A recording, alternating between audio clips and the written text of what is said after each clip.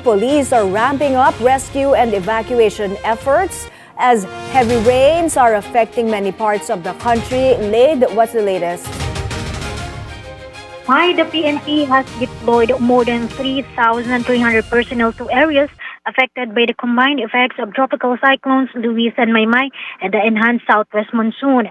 PNP spokesperson Police Colonel Alan Reyco says these personnel are currently focused on search and rescue relief, clearing, and evacuation operations. So far, the PNP has rescued 50 people, including 35 in Region 1, 6 in Region 3, 1 in Calabarzon, and 1 in the Calderilla region. The PNP also recorded 34 casualties on the ground, including 15 deaths, 13 injured, and 6 missing amid the inclement weather. Cause stress that these figures are still subject to validation by the Office of the Civil Defense. Despite the widespread flooding and landslides, the PNP remains on normal alert. Normal alert lang po tayo. Titignan po natin kung kinakailangan na titignan po ng leadership ng Philippine National Police, especially ng Directorate for Operations, kung kailangan po natin itaas ang alert level. Sa ngayon po, walang nakikitang pangangailangan ng Philippine National Police para itaas po ang ating alert level. The police also urge residents in landslide-prone areas to follow evacuation orders, saying that property can be replaced but lives cannot.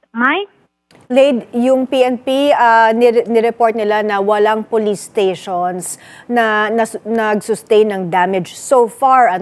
Pero what about our police personnel? Kamusta sila at mayroon bang mga casualties na nai-report? Yes, actually, the PNP also honored a police officer who died while trying to save 2 civilians na nilunod ng strong river currents. Pero unfortunately, the 2 civilian survived, but unfortunately, the police officer was later found dead. The PNP said benefits for the deceased officer's family are now being processed.